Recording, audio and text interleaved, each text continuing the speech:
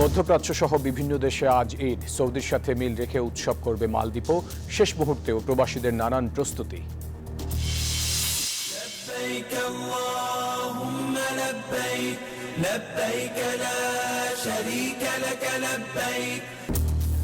লাব্বাইক ধ্বনিতে আরাফার ময়দান ছেড়ে মুজদালিফায় হাজিরা। শয়তানকে মারার জন্য পাথর সংগ্রহ করে ফজরের পর যাবেন মিনায়।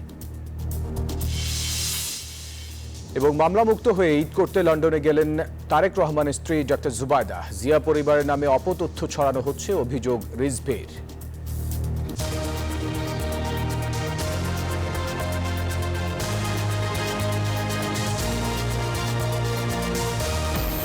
দর্শক স্বাগত প্রবাসী নিউজ 24 সংবাদে। পুরো সংবাদে আপনাদের সাথে আছি আমি ফয়সাল মাহমুদ। দেখছিলেন বিআরবি কেবলস সংবাদ শিরোনামগুলি। চলে যাব পুরো খবরে। প্রতি বছরের মতো এবারও সৌদির সাথে মিল রেখে মালদ্বীপে আজ উদযাপিত হবে ঈদুল আজহা। ঈদ ঘিরে রাজধানী মালের সড়কগুলো সেজেছে রঙিন সাজে। জোরদার করা হয়েছে নিরাপত্তা ব্যবস্থাও। ঈদ ঘিরে শেষ মুহূর্তেও প্রস্তুতি ছিল প্রবাসীদের। মালদ্বীপ থেকে ইমরান তালুকদারের তথ্য ছবিতে ডেস্ক রিপোর্ট। দেশের পাশাপাশি প্রবাসীও বিরাজ করছে ঈদের আমেজ। তবে পরবাসে যারা আছেন তাদের ঈদ উদযাপনে থাকে ভিন্নতা। তবুও মুসলিমদের সবচেয়ে বড় এই উৎসবকে নানাভাবে উদযাপনের প্রস্তুতি গ্রহণ করেছে মালদ্বীপ প্রবাসীরা। দেশের স্বজনদের অর্থ পাঠানো থেকে শুরু করে কেনাকাটা সহ ঈদের ছুটিতে ঘুরতে যাওয়ার পরিকল্পনায় শেষ মুহূর্ত ব্যস্ত সময় পার করেন তারা। ঈদুল আজহা উপলক্ষে বাংলাদেশি হোটেল ও রেস্তোরাঁগুলোতে জিলাপি, হালিম সহ বাহারি রকমের খাবার ছাড়াও ঐতিহ্যবাহী দেশীয় গরু ও খাসির মাংসের রেসিপি থাকে। প্রবাসী বাড়িতে যারা আছে, প্রবাসীরা প্রবাসীদেরকে নিয়ে ভাই যারা আছে তাদেরকে নিয়ে আমরা চেষ্টা করি দেশের দুঃখ বেদনা ভুলে আমরা একে অপরে ঈদ উদযাপন করার জন্য। আদালতের উপরে আমাদের সেমাই, দেশীয় খাবার, গরুর মাংস এবং খাসির যা কিছু করানো সবকিছু থাকবে ইনশাআল্লাহ। সবার জন্য শুভকামনা রইল, ঈদের শুভেচ্ছা জানানো। আবার অনেক প্রবাসী সদস্যরা মিলে করেন রান্নার আয়োজন। আবার যারা দেশে যাচ্ছেন পরিবার নিয়ে ঈদ করতে পারবেন এমন ভাবনায় আপ্লুত হন তারা। প্রবাস জীবনের ঈদগুলো আসলে খুব কষ্টময়, তবুও ফ্যামিলির কারণে এই প্রবাসে থাকা এবং যে আয় হয় এই অনুযায়ী প্রতি বছর দেশে যাওয়া সম্ভব হয় না। তবুও চেষ্টা করব ফ্যামিলিকে সুখে রাখার জন্য। পরিবারকে দেশে রেখে আমি যতই কেনাকাটা করি না কেন আসলে আমার কাছে তেমন ভালো লাগে না বা তৃপ্তি পাই না। অর্থনৈতিক সংকটের কারণে যারা দেশে যেতে পারেননি, অর্থ পাঠিয়ে পরিবার পরিজনকে সুখে রেখে পরবাসে নিভৃতে ঈদ উদযাপন করছেন তারা। Desk report, news 24। লাব্বাইক আল্লাহুম্মা লাব্বাইক ধ্বনিতে আরাফাতের ময়দান মুখরিত করার পর হাজিরা এখন অবস্থান করছেন মুজদালিফায়। মাগরিব ও এশার নামাজ আদায়ের পর সেখানে রাত কাটাবেন বিশ্বের 1.5 শতাধিক দেশ থেকে আসা 16 লাখেরও বেশি ধর্মপ্রাণ মুসল্লি। ফজর পর সূর্য ওঠার আগেই মিনার উদ্দেশ্যে মুজদালিফা ছাড়বেন তারা। সৌদি আরব থেকে মোহাম্মদ ফিরোজের প্রতিবেদনে বিস্তারিত।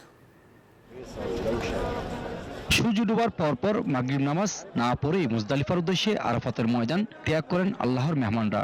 মুজদালিফায় পৌঁছে হাজিরা আলাদা আলাদা ইকামতে মাগরিব ও এশার নামাজ আদায় করেন। মুজদালিফায় পৌঁছে হাজিরা আলাদা আলাদা ইকামতে মাগরিব ও এশার নামাজ আদায় করেন। বাংলাদেশের 87,100 জন হাজি হজব্রত পালন করছেন। হজের নিয়ম কানুন তারা অনুসরণ করে চলেছেন।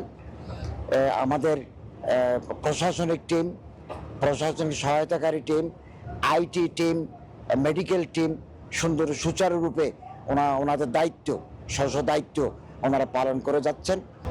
মুজদালিফায় রাত যাপনের পর সকালে আবার মিনায় ফিরবেন আল্লাহর মেহমানরা। মিনায় নিক্ষেপ করা পাথর এখান থেকেই সংগ্রহ করবেন হাজিরা।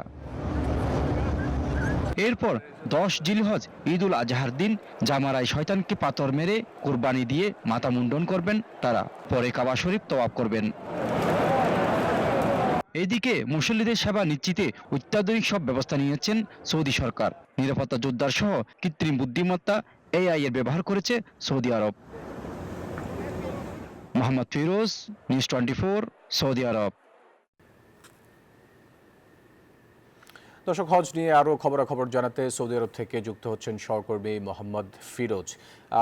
ফিরোজ, যেমনটি বলছিলাম যে মুজদালিফায় অবস্থান করছে হাজিরা, ঠিক এইটার পরে আসলে কি আনুষ্ঠানিকতা রয়েছে হজের, বিস্তারিত একটু জানতে চাচ্ছি আপনার কাছে। ধন্যবাদ ফয়সাল আপনাকে। আজ পুরো দিন আরাফাতের ময়দানে আল্লাহর ইবাদত ও নৈকট্য লাভের আশায় হাজীগণ উপস্থিত ছিলেন আরাফাতের ময়দানে। এবং খুতবায় নামিরা থেকে খুতবা প্রদান করেন ডক্টর শেখ সালেহ বিন আব্দুল্লাহ। সেখান থেকেই জোহরের নামাজ একসাথে, জোহর এবং আসরের নামাজ একসাথে আদায় করেন হাজীগণ। সেখানে মাগরিবের সূর্যাস্তের সাথে সাথেই হাজিরা মুজদালিফার উদ্দেশ্যে রওনা দেন এবং তারা বর্তমানে মুজদালিফায় এসে নামাজ মাগরিব এবং এশার নামাজ একসাথে আদায় করেন। সেখানে তারা অবস্থান করছেন এবং প্রতিমধ্যেই হাজীগণ কংক্রিট সংগ্রহ করেন, যাতে জামারায় গিয়ে আগামীকাল জামারাতে গিয়ে শয়তানকে পাথর নিক্ষেপ করতে পারেন। এখন বর্তমানে হাজিরা মুজদালিফায় অবস্থান করছেন এবং আমি বাংলাদেশ জেনারেল আবার হজ মিশনের সাথে যোগাযোগ করেছি, এখন ধর্ম উপদেষ্টার সাথেও যোগাযোগ করেছি। তিনি আমাদেরকে জানিয়েছেন আমাদের বাংলাদেশের হাজিরা এখন পর্যন্ত সুস্থ আছেন এবং কিছু হাজি অসুস্থ হলে তাদেরকে হসপিটালে নিয়ে যাওয়া হয়। এখন ফুল পরিমাণ ডক্টর নার্স রয়েছে তাদেরকে সার্বক্ষণিক সেবা দেওয়ার জন্য। আগামীকাল সকাল ফজরের নামাজের পরপরই হাজিরা মুজদালিফা থেকে রওনা দেবেন মিনার উদ্দেশ্যে। মিনা এসে জমারতে শয়তানকে পাথর নিক্ষেপ করে কুরবানি দিয়ে মাথা মন্ডন করবেন। এরপর হাজিরা মক্কা এসে তওয়াফ করে তারা হজের মূল আনুষ্ঠানিকতা সম্পন্ন করবেন। এই ছিল আমার কাছে মক্কা থেকে সর্বশেষ তথ্য। ফিরোজ, আপনাকে ধন্যবাদ আমাদের সাথে যুক্ত হওয়ার জন্য। ঈদ উদযাপন করতে লন্ডনে ফিরছেন তারেক রহমানের স্ত্রী ডক্টর জুবাইদা রহমান। জিয়া পরিবারের নামে ভুয়া অ্যাকাউন্ট খুলে অনলাইনে অপতথ্য ছড়ানো হচ্ছে বলে অভিযোগ তুলেছেন দলটির সিনিয়র যুগ্ম মহাসচিব রুহুল কবির রিজভী। এই বিষয়ে আইনি ব্যবস্থা নেওয়ারও হুঁশিয়ারি দেন তিনি। জানান, ফেসবুকে জুবাইদা রহমান ও তার মেয়ের কোনো অ্যাকাউন্ট নেই। নির্বাচন নিয়ে দেশে টালবাহানা করা হচ্ছে বলেও মনে করছেন তিনি।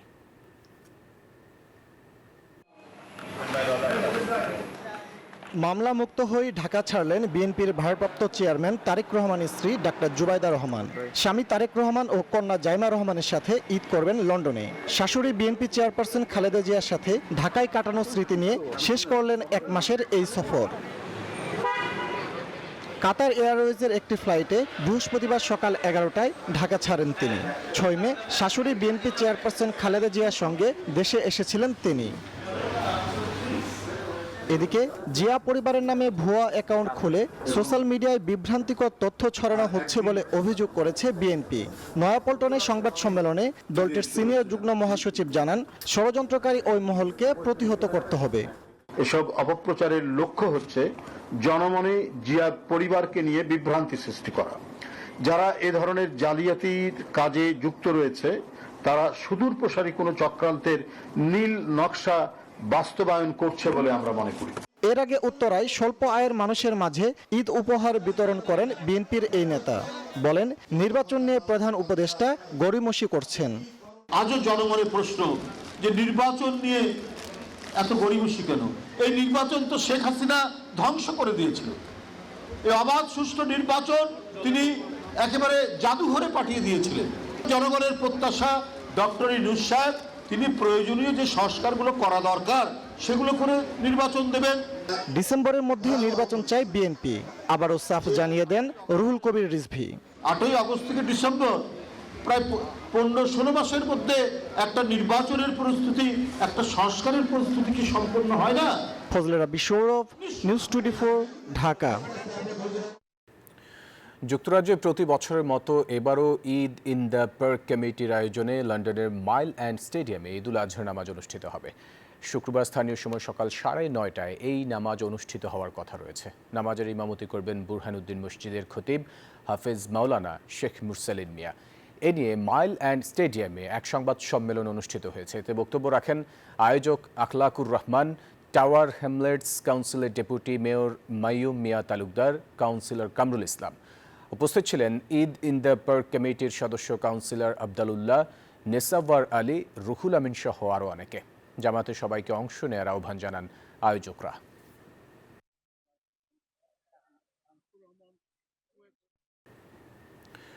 ঈদের দিন ছুটি দাবি করে লন্ডনে সমাবেশ করেছে অভিবাসী বাংলাদেশি কর্মীরা।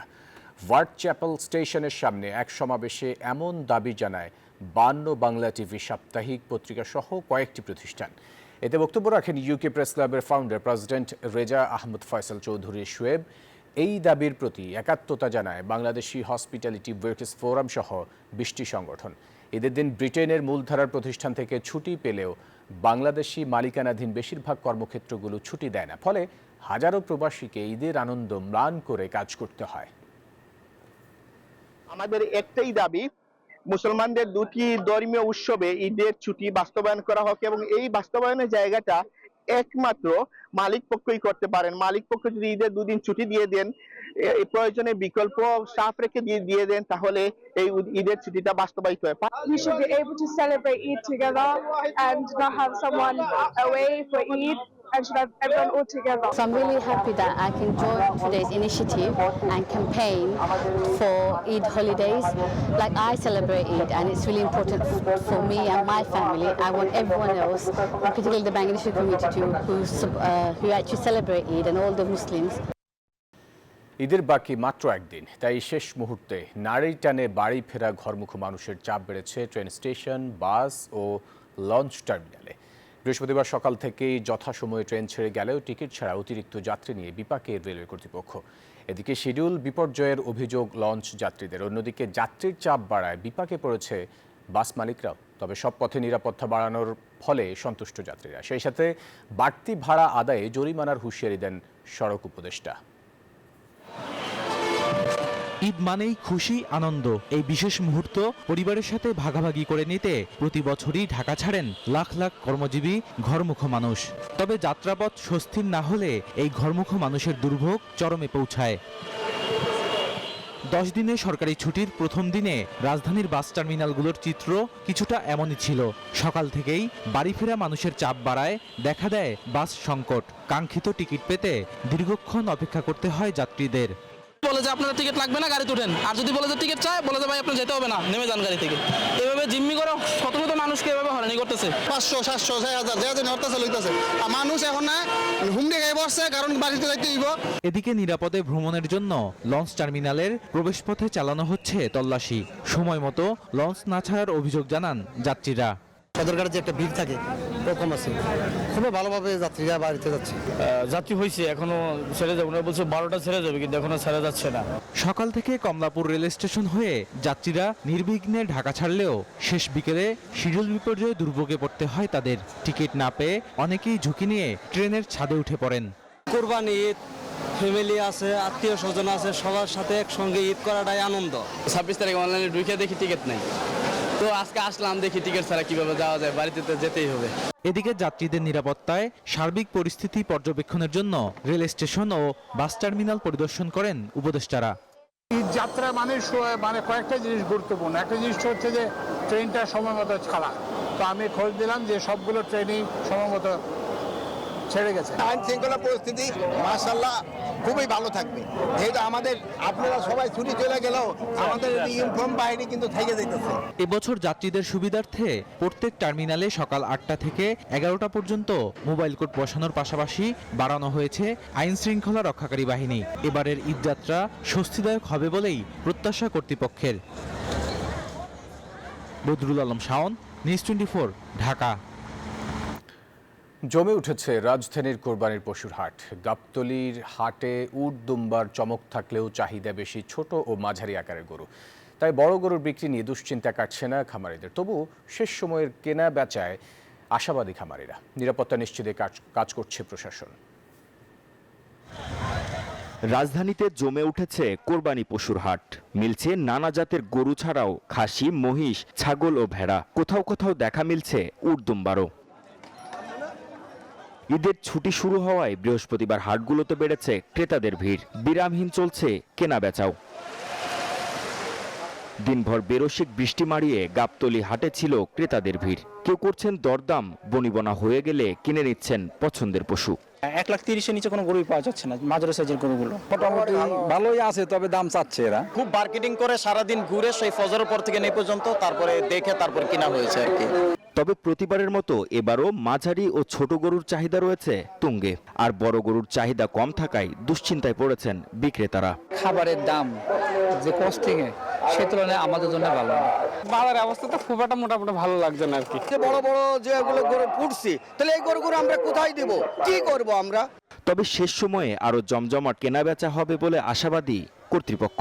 এদিকে ঈদ ঘিরে পশুর হাটগুলোতে নিরাপত্তা নিশ্চিতে কাজ করছে প্রশাসন। মাহমুদ হাসান, নিউজ 24, ঢাকা। চট্টগ্রামের কালুরঘাট সেতুতে পর্যটক এক্সপ্রেস ট্রেনের ধাক্কা খেয়ে দুমড়ে মুচড়ে গেছে একটি সিএনজি চালিত অটোরিকশা। এই ঘটনায় একজন নিহত ও 5 জন আহত হয়েছেন। বৃহস্পতিবার রাত 10:25 দিকে এই ঘটনা ঘটে। বোয়ালখালী ফায়ার স্টেশনের একটি ইউনিট রাত 10:40 ঘটনাস্থলে পৌঁছায়। ট্রেনটি কক্সবাজার থেকে চট্টগ্রামের দিকে যাচ্ছিল। জানা গেছে পর্যটক এক্সপ্রেস ট্রেনটি কক্সবাজার থেকে 7:45 দিকে ছেড়ে এসেছে। ট্রেনটি বোয়ালখালী অংশ থেকে শহরের দিকে ব্রিজ পার হয়ে আসার সময় সিগন্যাল দেওয়া হয়েছিল, কিন্তু সিগন্যাল না মেনেই সেতুর উপরে উঠে যায় একটি অটোরিকশা। দ্রুত গতিতে আসা ওই ট্রেনের সাথে তখন সংঘর্ষ হয়।